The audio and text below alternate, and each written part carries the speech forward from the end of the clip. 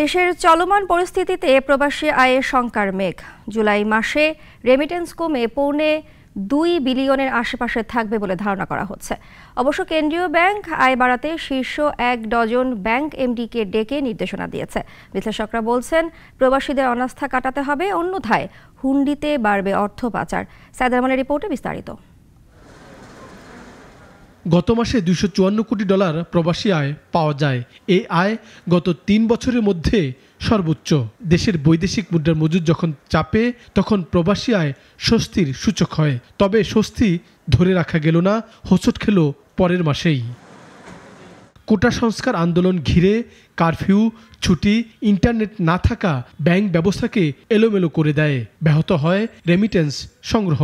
চলতি মাসে এটি কমে দাঁড়াবে $2.25 বিলিয়ন আশেপাশে। বিশ্লেষকরা বলছেন, দেশের পরিস্থিতির কারণে প্রবাসীরা আস্থা হারিয়েছেন।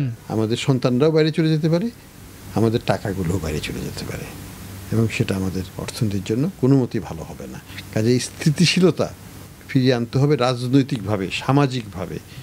তা না হলে এই যে অস্থিরতাটা, সেটা কিন্তু আমাদেরকে রক্তশূন্য করে দেবে। 21 থেকে 27 জুলাই এই সময়কালে মাত্র $13 কোটি পাওয়া গেছে প্রবাসী আয়। দেশের সংকটগুলোর সঙ্গে সংযুক্ত আরব আমিরাতে প্রবাসীদের জেল জরিমানা বিপাকে ফেলেছে প্রবাসী আয় কাঠামোতে।